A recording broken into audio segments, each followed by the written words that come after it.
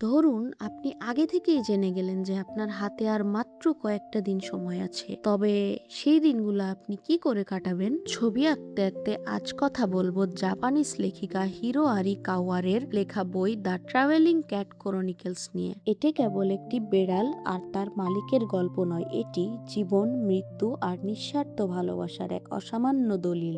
গল্পের মূল চরিত্র সাতোরুর জীবন ৮-১০টা সাধারণ মানুষের মতো হাসি খুশি ছিল না। খুব ছোটবেলাতেই এক মর্মান্তিক সড়ক দুর্ঘটনায় সে তার বাবা মাকে একসাথে হারায়। আত্মীয়দের অবহেলা, এক স্কুল থেকে অন্য স্কুলে বদলি আর চরম একাকিত্বের মাঝে বড় হওয়া সাতারুর জীবনে একমাত্র খাঁটি সঙ্গী ছিল তার কুড়িয়ে পাওয়া বেড়াল নানা।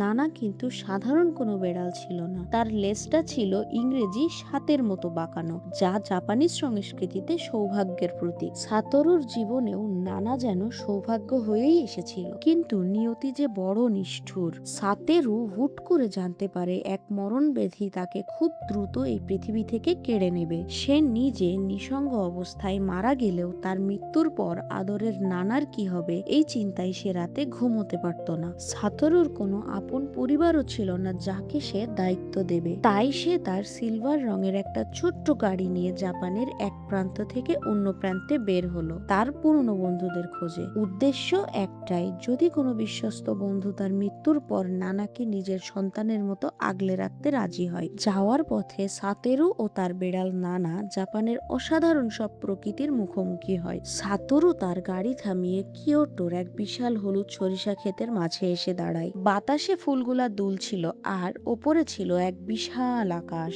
সাতেরু তার বেড়াল নানাকে গাড়ি থেকে নামিয়ে পরম মমতায় কোলে তুলে নেয়। চারপাশের এই হলদে রঙের উৎসব আর সজীবতা দেখে সাতেরুর চোখ ভিজে যায়। সে প্রকৃতির এই রূপ দেখে মনে মনে বলে, পৃথিবীটা এত সুন্দর, চারপাশটা এত জীবন্ত, অথচ আমার যাওয়ার সময় হয়ে এলো। এই হলুদ মাঠ আসলে সাতেরুর জীবনের শেষ বসন্ত, যা সে তার সবচেয়ে প্রিয় সঙ্গীর সঙ্গে ভাগ করে নিচ্ছিল।